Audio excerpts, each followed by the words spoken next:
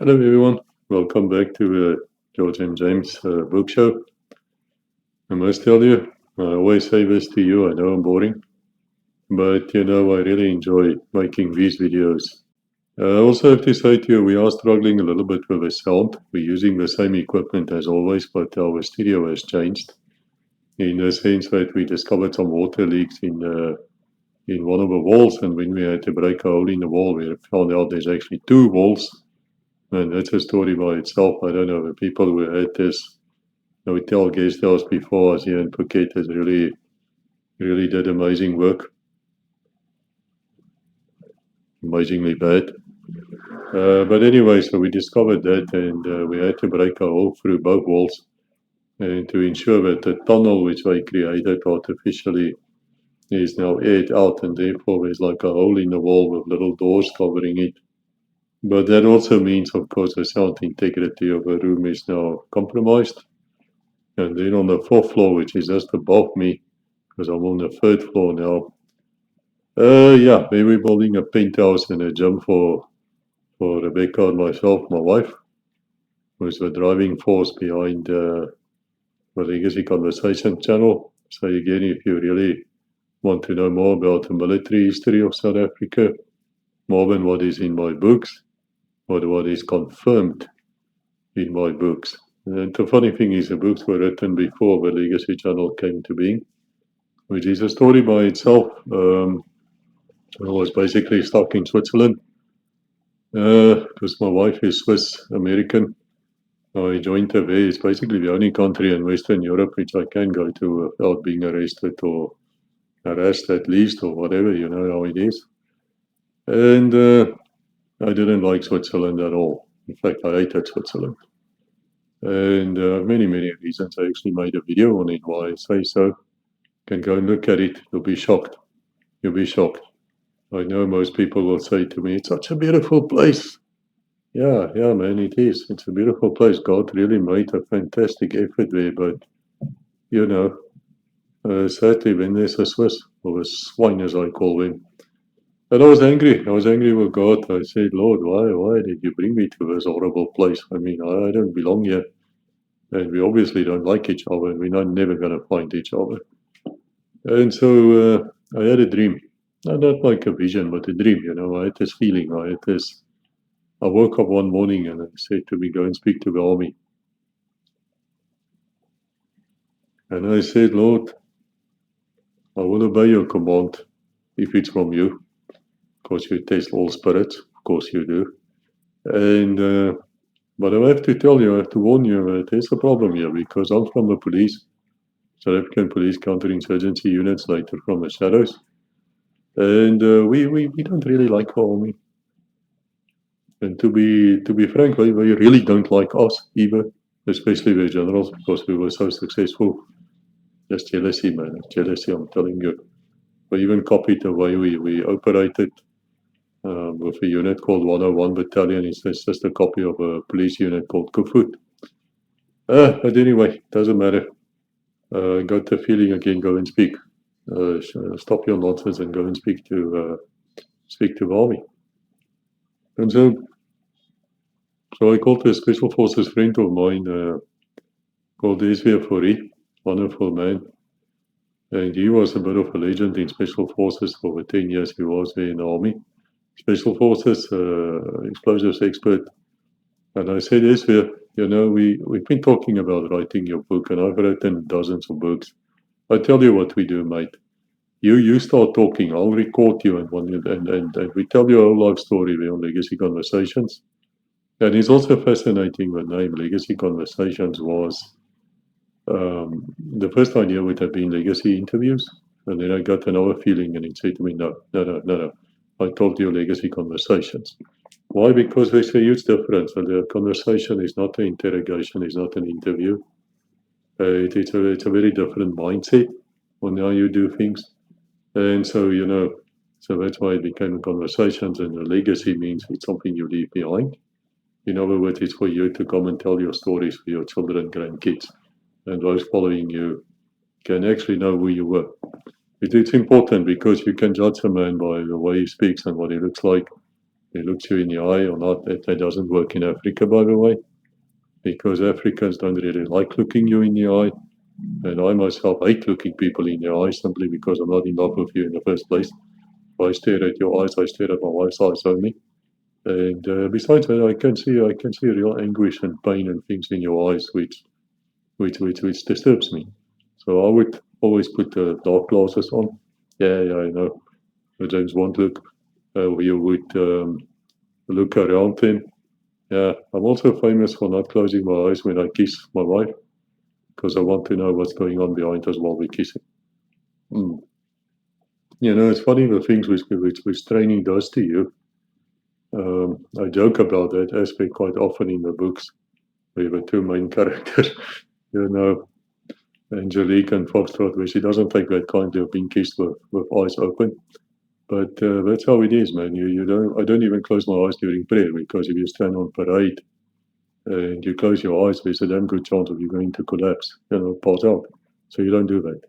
That is strange, The other day I realized whenever I wash my hands, I also wash my head. So I'd wash my hands and then I would, just wash my face quickly. And I wondered, and this is also in one of the books, where the hell does that come from? And I realized it's back to my police counterinsurgency training, where water is scarce, very scarce. And there's books written about that as well, if you're interested. And so we still have 40 years later, we still do these things automatically. And the other day I started listening to some martial experts, MMA, those people. I've had a few of them on the Legacy show. And so anyway, they started saying also things that they're not normal. They would always look at somebody. They would definitely look at somebody to see if he's a danger to them and things like that. Yeah, we were same. I think if you're a veteran and that you listen to me now, you would definitely understand what I mean. We look at people differently than anybody else. If I look at somebody first, I look at him for weapons, anything, attitude, anything which will trigger me, a warning sign in me. Same with a female. I don't see the body and shapes, and I don't see that. I see organs. Yeah, yeah. My wife said I'm a bit weird. Of course, with her, I see a shape. As it should be when you're married, man. As it should be. Even after all these years, still in love. But anyway, so I said to SB4E, I said, listen, let's just tell you a story. So we made 13 episodes in Afrikaans. People complained most bitterly, and so we switched to English, which is not our natural language, in fact, and it's a third language. And so we switched to English. We told the story again, and today is his book, which we wrote, SB4E, or what's it, Sierra Whiskey, 10 years in South African Special Forces, is one of the, I wouldn't call it a top seller, but it's doing well at Amazon. And a very, very good book. That's where Legacy started, and I know I've taken a few minutes of your time just to tell you the story.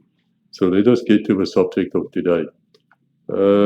Code name Phoenix, or Phoenix as we would say in Afrikaans, Phoenix. Now I'm a Seventh-day Adventist and there's a lot of people who try to attack me because of my religious beliefs. You're welcome to do that or I'll ban you. I'm not interested in your views at all. But a lot of people try to see more in the name than that there actually is. I try to see the Phoenix as being part of your cult, which of course the Phoenix is. In certain ways, you also have a two-headed ego, things like that. If you read my book, Oath of Evil, Warm Protestantism, and other books, you will definitely find out where I go into these details and I show you how the occult, that is the Satan worshippers, how they are actually ruling the world. And you can say to me, I'm insane and I'm all that. Yeah, okay, but just read the book and follow the links and the evidence I give you in that book, which is 650 pages long, directly from the Bible. Then you will definitely at least understand where I'm coming from. So no, the name Phoenix has got nothing to do with the occult. In fact, it is explained in the book, as is all the names are explained in the books. It has straightforward to do with the main character, Angelique Dawson, being back, rising out of the ashes after she was detained and had to escape and defect to another country. That's codename BF0565. Then she comes back in the previous book, which there is a video out on, codename Poir Angelique. which means for Angelique, French, but the book is in English, it's just the name is in French. And there's reasons for that as well, which I explained in that video. So where we now is that this has to do with a warning. And the warning is very, very serious. Now, there's nobody in South Africa, I suppose. Well, there might be. But I do have a great, great love for the South African Navy. And a lot of people will ask me, well, do you have a Navy? Yeah, it's a powerful Navy. It's a fairly modern Navy, even though, sadly with the new government in charge, they just don't give the money out to maintain these ships and to give them, the services and midlife, updates and things like that. They just don't do it. But they're still carrying on, and they have 4 frigates, which are powerful vessels. We'll speak about them. And they also have their 3 submarines, a Type 209, which is German-made, but South African electronic warfare and things on it. Are they any good? Yeah, they're flipping good. They're really good. If you care to read the rest of my books, like Codename 19 and Codename Ghost, which follows on it, you will find out how the submarines can be used. And if you go to Legacy Conversations, you'll find out that since 1969, when South Africa first started having a submarine service with the Daphnes from France, Daphne class, you will find out that the South African Navy submarines has never been traced and tracked, as far as is known, by any enemy vessel ever. Whether under wartime conditions, whether in exercises. It has never happened. Why do I say that? Well, the submarine commander spoke to me there and they confirmed what we all knew. These submarines, diesel electric, are really, really quiet. And they're not designed to go like your nuclear subs. If you're from the US or wherever, and perhaps you stumbled on my channel and you're still watching here, welcome if you do. Glad to see you. Nuclear submarines, nuclear aircraft carriers, those type of things are not for self-defense. They are to take war to the enemy, which is a clear indication. If you look at the Navy of a country, you can probably deduct what their future plans are by just looking at it. We discussed this in Codename Lucy, where we look at the American White Navy, which is before 1900, so it's a long time ago, but there's reasons why we did it. And we look at the current Chinese Navy, which is bigger than the US one and probably more powerful as well, because they do things very differently from you. But I'm not going to go into that now. Point I'm trying to make is once you see a country start having nuclear submarines, nuclear aircraft carriers, nuclear missile carriers like the Russian Navy has, then you have to understand those war vessels are not for self-defense. They're going to take the fight to you. South Africa is different. South Africa has coastal defense.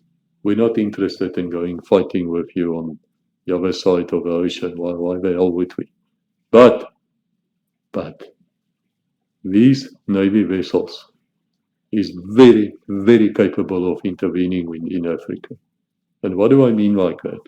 Well, let's look at what this vessel looked like. I'll play a video for you in the background. I'm sure you've seen it before. It's not the greatest of videos, but it's one which I took when I was last in Simonstown in Cape Town. And I saw one of the vessels actually coming in.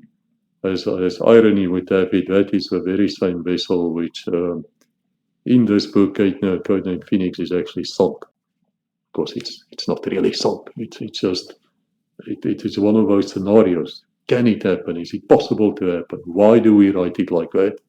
Because remember, every single one of my books are warnings. And if I say to you that a surface vessel like that can be sunk by the means and ways I described to you in this book, it simply means that somebody besides myself has figured it out.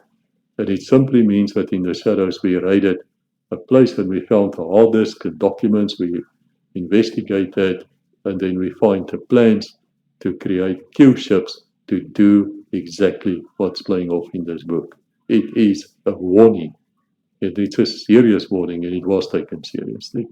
But let us have a look at that ship. Let's see what the South African Navy frigate actually, what weapons do they have on. And to do that, I have made a few notes, and I need to put my glasses on. Yeah, man. What can I say? Without my glasses, I can't read.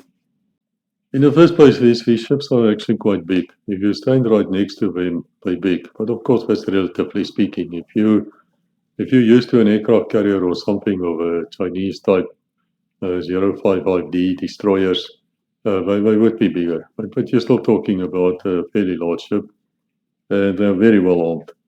They have in a forward, at the bow, they have a forward firing 76 millimeter, the latest Ota Pereira or something, which is standard across Western navies. Very good cannon, and I think in another book, in the Bere 14, we really go into what these cannon can actually do and not do. And again, if you go back to Legacy, you will find the Admiral saying that, yeah, this thing can actually shoot down incoming missiles because it has like a semi-automatic way of firing. It has certain shells which can actually change course. Now, I don't mean like zigzag, but it can curve into the incoming shell. And the South African Navy are also highest ever, like in ever, percentage of actually shooting down missiles, incoming cease-giving missiles with these main guns, with their 76 millimeters, 0.2, which is also fascinating. If you read code name Alphabet 32, I introduce you to a miracle of South African design called the Rooikat, which is like a small tank, but it's on wheels. And Legacy, we will make an episode on that vehicle as well. And that thing, when it first came out, it had a 76.2 millimeter main gun, which we got from where? From the Navy. Because this was just before the sanctions stopped, when they came out. And that naval gun, which they put in an armored vehicle, it actually worked fantastically well. And then today it was changed. It was rated up to the L7, which is 105 millimeter, which you find in the tanks. For many years, standard Western equipment, which have been put into this thing. And yeah, it will shoot the hell out of a Soviet era type of tank. Against the latest ones, no, we have a bit of a problem. But in South Africa, it doesn't matter because we look at our immediate enemies, and we respect them. Of course, we respect them. At the same time, we urinate on them. It is a powerful country, military-wise. Yeah, a lot of you will laugh at me, and you will point out what you've seen on Facebook or what you've seen on TikTok, and okay, whatever. It's still respected, still highly respected. Anyway, let's get back to those 4 frigates. I have a 76 millimeter .2 gun there up front. It's really good. Can shell things with it. Then I have a twin 35 millimeter dual purpose gun aft, which is supposed to take on this a close-in weapon system, a CIWS, and it's flippin' good. And it's a South African made thing by Denel. They made it. They've put the electronics on it and so forth, and I tell you, it's good. It's good. You're gonna struggle to get your missiles through, and you will struggle to get close to one of these ships because we also have 8 exocets. Now, the exocet is a French-made surface-to-surface missile. It's very good. It was used quite a few times in war. I think with the war against Iran and the US mante prey or something like, like that fish, what do you call it? I can't say the word in English, forgive me. But there was a little bit of a one-day war going on between the US Navy and Iran in the 80s. Mantis prey, I think that was what it was called. They actually launched an exocet and almost sunk a US destroyer. Yeah, it got through. And of course, in the Falklands War before that,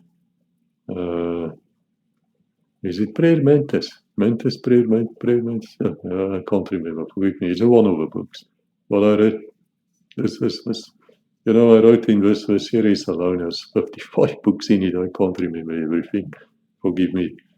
But of course, in the Falklands War, the Brits, the Royal Navy, lost vessels because of the exocets, but they were air launched. But still, it's a damn good missile. It's good. And there's rumors that they now re-equipped it with extended range, which means they can use their onboard helicopters to direct them, or even satellites. Yeah, South Africa actually have satellites. And also they can use their drones. They also have drones. And then they have also 16 Umkhonto surface-to-air missiles. I made a video on that a while ago. Can have a go and look at that, because those missiles are flipping good. And they will splash whatever is coming in. And then for closing range work, but they're not really designed for that because they're not armored. And that's a very big deal. No modern warship is armored. Well, slightly armored. Some of them for piracy duties will have like a little bit of Kevlar on the bridge, and perhaps armored windows against AK-47, that type of thing. But in general, it's not armored like you would think of an armored ship in the Second World War and before. Not at all. That's the weakest point. But they will also have two 20mm Oerlikons and two 50.50 Brownings. What is fascinating about this is all the weapon systems I've described to you now are all Western, isn't it? All Western, it's all NATO. Because South Africa always used to be a NATO-orientated country. Now it's not. It's a BRICS country. In other words, they see NATO as the enemy. Might not say it, but yeah, definitely. And they also exercise with the Russian Navy, the Chinese Navy, and other navies, sometimes with the West, but that's more for intelligence gathering than anything else. Just to get back to the submarines, they've never been tracked or traced ever. Just want to say that again. But they've always managed to track and trace wherever they are. And as long as those submarines are out there, you will not get close to South Africa to bomb it. Trust me. Read my books and wake up to reality. You will not get close. You are going to suffer losses which you cannot afford. Now, you want to ask me, why would we want to do that? Well, you have to go and look at a video I made called The Muslim Truth. Go and look at that. And also then go and look at something called the US rendition program, which we discuss in great detail in codename Love 72. But in this book, it all has to do with mother ships. Now, what do I mean by that? The term mother ship is actually something which comes from the Somalian pirates. They have like a mother ship, and then from that mother ship, they might have little smaller ships going out, and then they attack the merchant vessels. They try to kidnap them and then get hold of them. And then, of course, ransoms are paid, and huge ransoms are paid. And the Western navies are trying to defend them. At some stage, the Russian Navy were also there. They did very well, even made a movie of it. If you can get hold of that movie, it's really, really good. The Indian Navy is there. Yeah. Indian Navy is good. It's good. It's big. Let me tell you, don't dismiss them. Don't dismiss what you don't know. I tend to note that most Western analysts know really little to fuck all about BRICS. They're really idiotic in the things they say. They don't understand the threat. They don't know where these countries are physically, because if you're American and I say to you, where is Timbuktu? Yeah, you wouldn't know. If I say to you, where is Australia? You would probably point to Antarctica. You just don't know. And guys, you know what's the horrible thing here? It's not that you're stupid. You're not a stupid person, not at all. But there is a direct attack on you to make you stupid.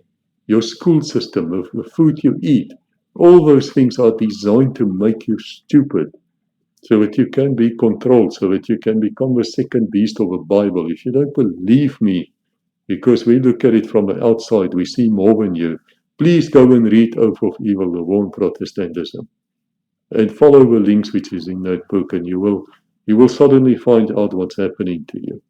If you're sitting there and you're listening to me and you've said, I don't know what's going on in my country anymore, the answers are in that book. You're becoming a fascist state under control of Rome. Yeah. Not Russia, not China. That's not your enemy. Anyway, you go and find out for yourself. But the fact of the matter is, you have these mother ships. Now, what do I mean by that? The mother ships is a whole bunch of small merchant vessels which goes up and down the African coast. And then what they do is they have special forces teams, spy teams, special forces teams, special activity division, who's really, obviously, shame, they're not good. Western special forces are shit. I say that straight to you, and I've seen them in action. That's why I say that. They were really not good. And then you're not good enough for our standards anyway. You won't make it here. And so what happens is they would go and they would snatch somebody. So now when you snatch somebody, you basically kidnap somebody. So what you would do is you would find out there's now, let's say, Mohammed living that side, and you wanting Mohammed for some reason, or you want to snatch this person to give him to Israelis. They also try to do it with no success at all. Then you go out, you grab this guy, you kidnap him, and then you run for the coast, or you run for a neutral country, or you take a run towards the airfield. You can be flown out or whatever. These things happen. Read my books. I'm talking about them because we've done it too, in reverse. Read VFO 565. I actually go into these snatch operations and how to hand them over to the US Special Forces waiting probably from a submarine at certain places, and how the code system works. And so, yeah, go and read it. I didn't just wrote it because I have a big imagination. No, I've read, anyway, it doesn't matter how I know about it. I do know about it, and it happens. Also, then look at code name 1 Alpha, because in 1 Alpha we discussed quite a few things from white slavery, human trafficking, and the link to terrorism. Did you know there's a link? Yeah, well, it's there. There's a link. And also, what will happen if a Western Special Forces team try to operate like that in a place like South Africa? Yeah. And in fact, they tried twice. I'm aware of twice where we intercepted a team like that, told them to leave. And if I ever write another GMJ book, I will write about that. And as a joke, I'll call it codename Mr. Cut. Just because I'm funny. But there's always reasons why I use a certain name. Anyway, what I'm trying to say to you is these teams will go in, they will grab this guy. Either they do it through mercenaries, like myself, or they would get assistance from the locals, or a warlord, or whatever, money talks, or they go themselves and then they always fuck up. And anyway, but they would go, they get this guy, now they get him out, then they take him to this merchant ship, which we call a mobber ship. And then what happens is the guy's tortured there, they sail up and down, torture him, and then they either take him to one of their black houses, or whatever they call them, black sites, which is some in Thailand, here where I live. Lots of them. Go and look at it where I spoke about the US rendition program. It's a special episode because it's a warning. Listen closely to what I have to say there. I'm not going to repeat myself. And then at some stage, this fellow either dies or he goes to Guatemala or whatever, he becomes a hero, whatever happens. This is the worst way you can fight a terrorism action ever, by the way. That's why you're so pathetic. That is why your history in counterterrorism, counterinsurgency is worse than pathetic. It is so bad that I can tell you I don't want to work with you. You are that bad. You are that pathetic. And then if you add your so-called conventional factors in, well, let's see what happened to Ukraine. They trained by you, right? They were equipped by you, right? Yeah. And what happened? What happened? Don't believe what Donald Trump tells you. Don't believe what you read in CNN or whatever, that crap Clinton News Network. No. Russia is winning this war. It's winning it by a large margin. It's killing the Ukrainians. For about every one Russian who dies, there's about 55 Ukrainians dead. They're wiping out that country as we speak, and if peace does not come quickly, there will not be a Ukraine left. It's a tragedy. You know why? Because it's two Christian nations fighting each other. Yeah. Isn't that funny? Who do you think is behind that? Perhaps Satan? Is it possible? Is that possible? Yeah, of course it's possible. There's nothing Satan would like more than that. So just be aware of these things, and that's why the reason why the books are so suppressed. Because every damn thing which I reveal here and which I predicted came true. It's amazing to me. And all of what I revealed was later confirmed by the admirals, the generals, the special forces members on legacy. Yes, that's flipping amazing. I sometimes sit there and I think, oh man, I wrote these things 5, 6, 7 years ago, and now the people come out and they just confirm me, confirm me, confirm me. Yeah, yeah, it's interesting. But anyway, the idea from South Africa's side was, and there was a plan like this, I know I was involved with it, was to capture one of these mobile ships. Why? Simply because if I can capture a mobile ship like that, I will parade you through the world. Yeah, I will make you do what do you call it in the US? A twerk walk or what? What turf walk or what? I don't know. The Americans speak strange English. But anyway, I will make you walk. I will shame you. Yeah.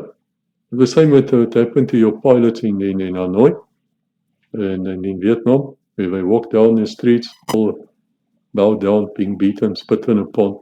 Yeah, yeah. That was exactly the plan. Capture one of these vessels, show the world. Show the world your black sites. Show the world your black ships. Show them. Show them how you torture the people. Show them. Let them speak. Bring your crew members there. Let them talk. Mm, That was the plan. Is it still the plan? Guys, I left 15 years ago. I don't know. Logic tells me yes, absolutely, it is still the plan. And if that happens, the South African Navy will play a major role. Major role. Because you cannot protect your ships against the Navy. You can protect it against pirates. You might protect it against small teams coming in to capture that ship. Well, if you read other books which I wrote, I will explain to you in Codeman Willow Bay exactly how I will get on that ship without a helicopter, without swimming to it, and without rubber dinghies approaching it, and I will take that ship. And once I've taken that ship and I have you, I absolutely assure you, you're going to spill the beans. And you're going to be very happy to do that too. Because if you don't, well, use your imagination. So anyway, so that was my idea to do it. But now in this scenario, in this book, we're trying to stop that. So it is an exercise of what if. First question is it possible to sink a South African naval frigate? That you can make it a US one, you can make a British one, I have one or two left. You can make it whatever Navy, bring your Navy, anyone, come, bring them. Is it possible for me to create a kill ship and then to sink it? That's the first question. The second question was, can I capture a mothership and display it to the world? Those are the two questions which we talk about in Codename Phoenix. A modern warship is a very complex thing. I mean, the South African Navy frigates have actually two drive systems, where they have screws as well as water pumps. It's very weird, at long ranges. And they control the airspace around them. You will not get close to that one, even though with Willow Bay, the method worked, and they got onto one of them. Right? In the book, anyway. In the real life, they used a different Navy. I wouldn't say which one. Same capacity, same type of ship. They got on board, on sea, until they took the breach. Yeah, happened. I know. So anyway, is it possible for you to get this Navy ship close enough to sink it by a Q ship? Now, a Q ship is something which came from mostly the First World War, even before, but then they were called war privateers, other things like that. It basically looks very harmless. It's just like a merchant ship. They're just sailing there, probably under a false flag. They're just sailing around, but inside there's guns hidden. So in other words, you pull a lever, the next moment these plates fall down, there's a naval gun there, there's naval people on it, they hoist a flag, because, you know, the Navy is very honorable people. I mean, they're really strange people. They even eat with a knife and fork when they're drunk. Yeah, that's weird. Also, if you haven't seen the video on the Royal Thai Navy ship, Chompton, jump on or something like jump on, please go and look at it, because you will see me as I go onto it, I turn to the right and I stretch. In other words, I'm not saluting because I'm not in uniform, but I stretch and I show respect to the flag. That is the hell you do when you get onto any Navy ship. You get on that ship, you turn towards the stern, that's at the back, and you turn there, you salute that flag, and then you salute the officer in front of you. You do not just walk onto a Navy ship, and especially not a South African one, but you don't do that. Why not? Well, it's been known that they would chuck you overboard. No, they would grab you, just throw you overboard and tell you to get fucking manners and come back when you have manners. So we're very close to their tradition. Very, very close. But a Q ship is not like that. You have to look as scruffy as can be. You have to look like a merchant sailor, which means you look scruffy. Not really, but that's a saying. And then you have all these guns and machine guns and cannon and everything, missiles even, manpads on it in today's time. And then what happens is you sail, you get this close ship to come close. Now it has to come close to investigate you. So you will have a Maskarovka going in the background. You will have a story. You want to attract attention. Now, by the way, your mother ships, listen to me, you Western intelligence people, they follow a very predictive pattern, which is not normal. Because a merchant ship sails like an aircraft flies. You know, it gets up at Johannesburg, it's going to land in Dubai. Then it flies to Hong Kong. Then it flies to Dubai. Then it flies to Johannesburg. It never deviates. When an aircraft deviates, alarms goes off, it's hijacked. Oh, there's something wrong. We know it, right? Same with a commercial vessel. It cannot sail up and down a coast and just go for proviant and rebunkering quickly, and then it goes up and down and it sails a figure eight. That is how we pick you up. That's how the satellites trace you. Yes. And then the investigation starts. Who bought the ship? Where is it registered? Who's the owners? Who's the front? Let's put it in the computers. Let's see if this front company has any links to the CIA, the Catholics in action. Oh, it does. Oh, okay. What's happening here? Let's look at the crew. Ooh, these are very fit-looking men. Really, where did we see them before? Oh, this is a Green Beret. We saw him in Gambia. That's a country in Africa. Oh, we saw this guy. He's the ex-US Navy SEAL. He was in Iraq. Oh, we see this guy. So every time you sit there in Iraq and Afghanistan in the old days, and you're working with these nice former military people, the contractors, and you take a few pictures of each other. My friend, where do you think those pictures go to? Where do you think they go to? In what database do you end up? Think about that. Think about it, because none of you have ever thought about that before. You are so easy to infiltrate. You're so easy. But anyway, so now we start looking at the crew, and then we say, fascinating. Why is these people on this ship? Why do they look like military precision? Why is this? Why? But bingo, we have you. We have you. So right, so you know the scenario now. But here we have a ship, which I won't call a mother ship, but let's call it a Q ship. It's going to sail down the coast in the Mozambican Channel, and we're going to get the South African Navy frigate. And it's got to investigate it because we let it trail towards that ship.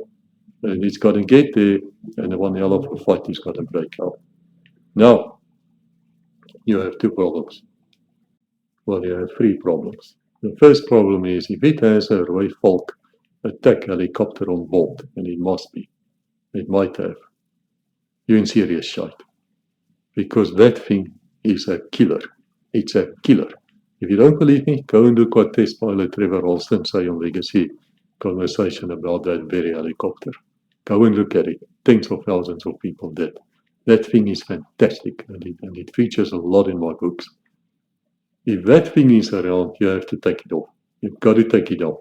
So you need manpads. You need to be able to service the missiles to shoot that helicopter down as quickly as you can. Is there a way to do it? Yes. There is actually a way to do it. A French foreign legion has got a way, which they told us how to do it. And in the next book, codenamed Lease, we actually look at, we look at how to do that and how to sink warships with shore batteries. Also something which comes from the past and which might well happen in the future. Because again, when we raid a terrorist, we find their orders, we find their plans, some of them speak to us, and that is their plan. A Q ship, or shore batteries, or both. It's a matter of time. It's gonna happen. It's gonna happen. You don't expect it. You don't listen to our warnings. So anyway, so your first shots must be killing shots. It must be like an ambush in a counterinsurgency. You ambush the enemy. You want them dead and gone within a minute or two. If that fight takes longer than that, man, you really need to call the army and you need to call the Air Force to come and help you. I speak from a police viewpoint now. Police counterinsurgency units, which are actually mobile infantry, mechanized infantry, as well as very, very good light infantry. So you have to have overwhelming force, shock and awe, if you want to talk American crap. That's what you need. You need a gun to take that breach out. First thing, take the command center out. Your problem is the command center is not necessarily on the breach. It might be below, right? Because that's where they fight these ships from now. We also look at where that comes from. Then you need to take out these Oerlikons and 35mm guns, the quick firing things. You need to take that out immediately because you're in close gunnery range now. You're very close to each other. You need to hammer that out. So you need a few snipers to take the guy standing there with a Oerlikon. You just shoot him dead. Shoot his loaded dead. Number one comes, shoot him dead. Shoot him dead. Assign people to do it. That's how you will read in this book, Codename Phoenix, exactly how the scenario works. Then you need to take that front gun out, 76mm. You need to take that out. Then you need a few Milan. That's got nothing to do with the city in Italy. Anti-tank missiles or whatever you have there. You just fire them into the helicopter area and see if you can start a fire. Because that's the risk on ships. This is the aviation field. That is why your US Navy can only operate about, they say 2 weeks with combat missions. I would say by line. It's more to 7 to 10 days. And then they run out of aviation fuel, bombs, everything have to be refueled. Guess what's going to happen to you guys? Yeah. We're going to sunk your refueling ships. That's what we're going to go for. We know this, and we're going to get you before you leave harbor. Do I know that? Yeah. I spoke to the Space Nuts people. Yeah. We had a few drinks on that. Be surprised. We know your weaknesses. You know nothing of us. That's the difference, isn't it? You know nothing of us, and we know everything of you. I try to warn you in the books. I'm not your enemy, but certainly you're not going to listen to me. It doesn't matter. So let's say it's fiction. Let's leave it like that. It's easier for the mind. But anyway, so you need to get the ship burning. Your problem is, and that's the third problem, is you can hurt it quite a bit above the waterline, but that doesn't make a ship sink necessarily. So at some stage you have to get like a suicide drone or something in, and we do try it in this book. Of course, in later years now with the Ukraine wars and Russia, these drone ships, the drones approaching the ship on the surface is much more in the public eye. But in those days, they were not. But they're very, very important because that is also one of the ways which the Iranians are thinking of attacking the US Navy and whatever other Navy is there. And use a lot of small boats, get close, like a human torpedo, man. It's going to kill you. Yeah, sure. So anyway, so there's a huge gun battle which is going to take place. And as I already said to you, the ship is sunk. What happens after that is actually the important thing. Because there's no way in hell you're going to get away with it. Because that ship will get a radio message out or it will disappear. There will be investigations. There will be air forces looking for you. Then you're in side street. And besides that, they're only going to come for you. They're going to come for you and they're going to sink you. But even that you can use to your own advantage. And in the next book, Codename Lease, we actually speak exactly how we use that to our advantage. And that also came out in the scenario planning. Again, I say to you, scenario planning is where you look at worst case and where you figure things out before they happen. And then you go and test it. And you have people play acting there as well. That's why the US, Shane, you've lost every single such a scenario, war scenario played out against China. You lost every single engagement ever. Ever. Yet you're still what we call in South Africa groot back and you will do everything. Yeah, okay, come. I would love to see it. I'm neutral, yeah, I don't give a shit really, left or right. But I warn you, it's not Iraq. China is not Iraq. Russia is not Iraq. It's not Afghanistan. You're going to have to make certain that you're actually going to suffer a lot of human life. And don't cry when that happens, because you're causing it. You're the ones who are coming for it. They're not coming for you. You're coming for them. So don't cry when it happens. It's a serious warning. Okay, then the second thing which is of importance in this book is Angelique Dawson is now the wife of Foxtrot, two main characters. They write through the book. It's actually a love story. Are they based upon real people? Absolutely, yes. Is there a real Angelique Dawson? Yes. Do I know where she is? No, I don't know where she is. She disappeared.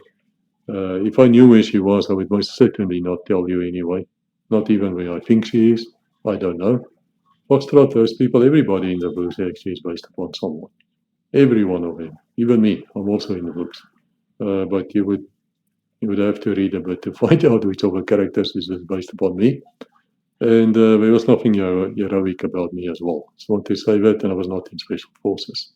I say that in every single book. I don't want people to have wrong ideas, but we were trained at a very, very high standard. Close to it, I would say, close to it. Higher than the Special Activities Division anyway. Sad. Sad in life and sad in operations. But they did good work. They did do some good work.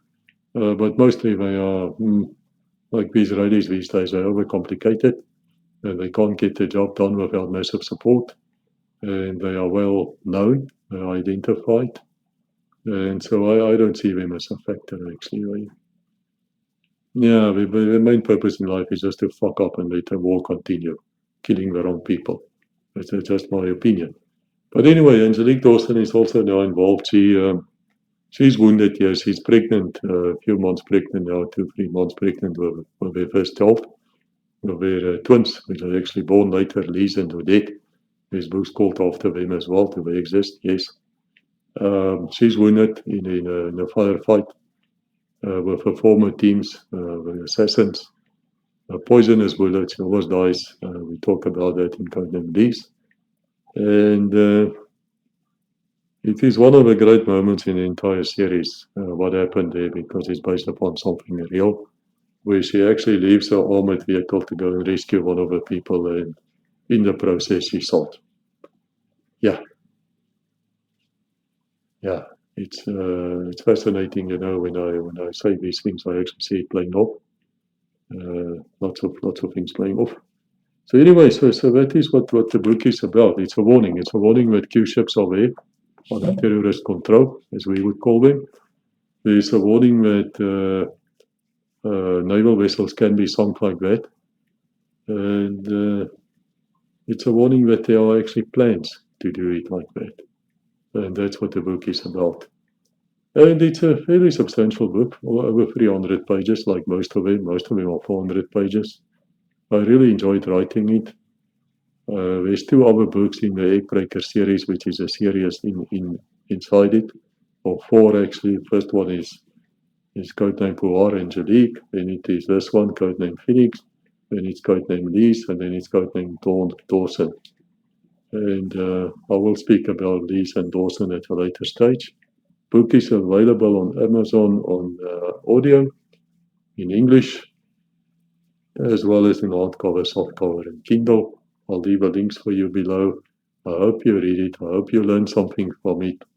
I had experienced naval commanders looking at it, and they were shocked. They were shocked, and they said to me, Chris, this can definitely happen.